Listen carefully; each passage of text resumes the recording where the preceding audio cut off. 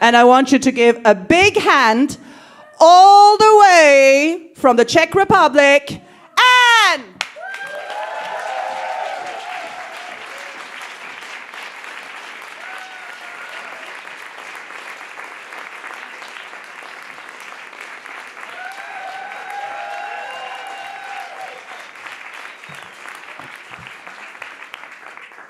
Is this a good height? Can you hear me and see me?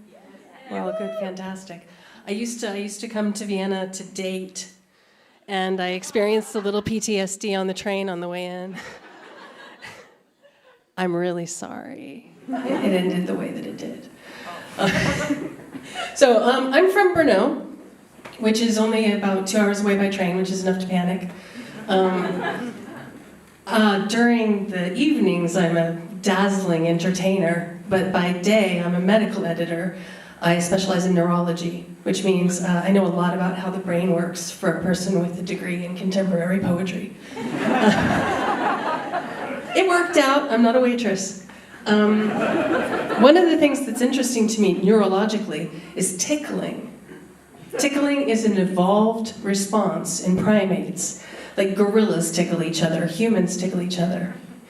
And some tickles are meant to annoy you, right? Like a bug crawling on your skin and you, that tickle makes sense. But the tickles that make us giggle, like what's that for? Your man, Freud, thinks it's sexual. And if you were ever an awkward teenager, you know that tickling is like low stakes foreplay. But some people, and this is like about a century old, this theory, some people think that the reason that we giggle tickle is it's a way for parents to teach their children to protect their space when it's invaded, right? Like you wouldn't go up to your kid and just poke them in the jugular, unless you're an asshole. But you tickle them, they giggle, so you're encouraged to continue. And in this way we teach children, when somebody comes up in your space, protect your neck, protect your crotch, protect your feet, right? So it's a thing that we do to protect ourselves. And tickling is, we're getting to the theme, tickling is a lot like lying. You can't tickle yourself. Well, okay, 2% of the population can tickle themselves. You can go practice at home, and then you'll know something. But you can lie to yourself all the time. Everybody lies to themselves. Like, you know that haircut that you think is flattering? That's not your friends lying to you. That's you lying to yourself. Your friends are telling you, that haircut looks really interesting. It's not flattering. Something like, I read this somewhere, that men and women lie equal amounts. And I'm not saying it's true, I'm saying I read it somewhere. That men and women lie equal amounts, but men lie to make themselves look better. And women lie to make other people feel better. And again, I'm not saying it's true, and I actually don't buy the gender binary, but I will say that 50% of you will walk out of here saying, well, I never lie to make myself look better. And 50% of you will say, of course you don't. I'm not saying who's who. Tickling is cross-cultural. All cultures have tickling. Lying is also cross-cultural. One lie that bothers me particularly, that is cross-cultural, is Santa Claus. I mean, we have different names for it, but the idea that we tell our children that a person comes into the house and leaves presents, and we think that's a good idea. And we expect the kids to believe us, and we expect the kids to figure out that it was a lie, right? We're teaching our kids, we're gonna lie to you. We think that's good. Like, it's when did you find out that Santa Claus wasn't true, right? 6. And this is the thing that we do. So why are we teaching children to look at us with distrust, with suspicion? Why would you do that? I think it might serve a purpose. To teach them to every story that a grown-up tells them kind of go, huh? Except that like politics would indicate it's not working for everyone. I do think that lying serves a purpose. And I'm going to tell you a story to give you an example of a time that a lie served a purpose. Before I lived in the Czech Republic, I lived in California. But my mother's family, my mother's people, come from almost heaven, West Virginia. I don't know if you know where that is. This is a country, this is part of the country, it's mountains and moonshine and outhouses, which is a toilet that's outdoors and doesn't flush. And that's where her family comes from. And my mother's father died when she was just a little girl. And I grew up with a story of how one cold winter night, moonlight shining on the snow, my grandfather went out to the outhouse for a spell. And on the way back, he fell down because he'd been drinking. And nobody noticed he was missing because they'd been drinking. And he froze to death in the snow. Stay with me. So I grew up hearing this story that my mother told me. And my mother wanted me to hear that alcohol will kill you. But because I was a little girl and I didn't drink, what I understood was, if I go to the toilet and I've gone too long, I'll die. So I am the fastest peer in the whole world. Like, you don't know I'm gone, I'm back. I wash my hands. I don't pee on them, but I do wash my hands. But I've never done anything more than urinate in a public toilet because I don't have time for that shit. I could die. And it's like, with my friends, we're out in a pub and I need to go, and I'm like, going to the toilet, don't leave me. Also you, I'm going to the toilet, don't leave me. And my friends are like, Anne, I'm not your mom. You don't have to ask for permission to go to, don't leave me. I believe in family tradition, and I could die. Anyway, some years ago, my family and I, this is my parents and my son and I, are doing a giant road trip across the United States.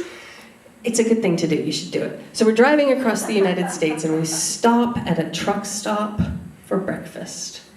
And this is one of those truck stops like you see in the movies, right? This is a gray, silver, bullet-shaped thing out of the 1950s, gorgeous. And we have eggs and we have bacon, we have pancakes, we have juice, we have free refills on coffee.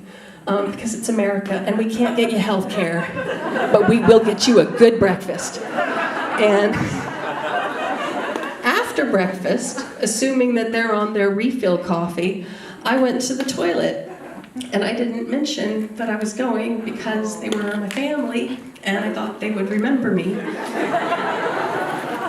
And maybe I was in there a little bit longer than usual. But when I came back to the table, they were gone. My purse is still there. My notebook in which I write down angry notes about my mom, still there. They're gone. Okay. I peek out through the blinders of the diner and the car's not there. I sat down in the booth and it's like, okay, the thing I was afraid of. And look, I was an adult person.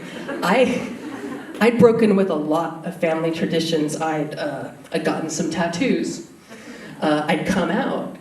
I'd moved halfway across the world. I'd had a child out of wedlock. And yet here we were, the family tradition that I had feared the most. I went to the toilet for too long and I've left alone.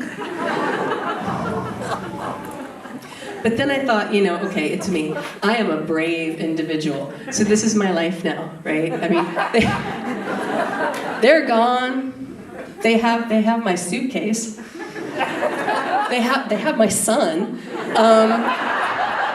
Clearly, I'm gonna live out the rest of my days in a diner. I'm gonna grow my hair out so I can put it up in a bun. I'm gonna walk around with a coffee pot and call people honey. I'm gonna be like, can I warm you up, hun? Can I warm you up, hun? And for all the times I'd been afraid of it, it wasn't really, I was kind of looking forward to it. Sounded like fun, working for tips. So I decided, here's what, they're gone, so I can go have a cigarette without anybody looking at me. So I'm gonna go out, I'm gonna have a cigarette, Then I'm going to go back inside and I'm going to ask Alice or Flo or whatever for a job. A little apron. It's going to be good. I walk out and I get my cigarette lit and I see the car backing up again. Because they did pay the bill. And they did leave the diner, and they did get into the car, and they did fasten their seatbelts, and they did back it up, and they did drive away, but they did also at some point notice awful quiet in the back seat. So they did come back for me eventually. So I was a grown-up woman before I realized that I didn't have to keep up that family tradition, because my mother is a liar. And my grandfather didn't die in the snow. My grandfather died of cirrhosis of the liver in a hospital. So alcohol will kill you. But you don't have to die alone if you don't want to. I have more, hang on. It'll come to me. Just sit there for a second. I wrote it down and it's on a piece of paper in my pocket, so I'm gonna do that.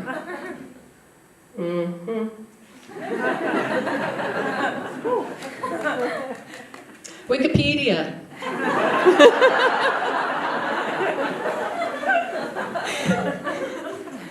The internet tells me that there are 7 different kinds of lies. I wrote down Wikipedia, that's useful. The internet tells me that there are 7 different kinds of lies. Wikipedia says that there's more. I think they're exaggerating, which is a kind of lie. In ancient Rome, they used to pour salt water on people's feet. And then they would have goats come and lick the salt water off of their feet. So the people would be laughing because it tickled. But they would also be in incredible pain because the goats would lick and lick and lick until their feet were bleeding. So I don't really like tickling, and I don't really like lying. I think that this kind of torture, this is like somebody who says that they love you when they don't really mean it, which is a fabrication. This is when somebody breaks up with you and then keeps coming back every 3 or 4 months to fuck you, but they don't tell you that you're still broken up, which is a lie of omission. This is when somebody says, it's not you, it's me. And then they come back to process that feeling with you, which is restructuring or denial, depending on how bad of a liar they are. They are pouring salt water on your feet and watching you bleed. This is why I don't like lying. Also because, and I guarantee you, as you get older, it's really hard to remember what you lied about. So if you just tell the truth, assuming you can keep track of the truth up in here, you'll be solid. One time I went on a date with this woman, not in Vienna, thank God. It's the first date, we're doing all right. And she goes, I keep telling you that you're funny, and you never tell me that I'm funny. And I said, that's because you're not. And so we didn't have to go on a second date. So it really pays off. Look, even if I don't know you, I care about you because you showed up. And I want the best for you. And I want you to be comfortable and happy with who you are. But that haircut is not flattering. It looks weird. It would look weird on anyone. See, that wasn't hard. Okay, done. Thank you.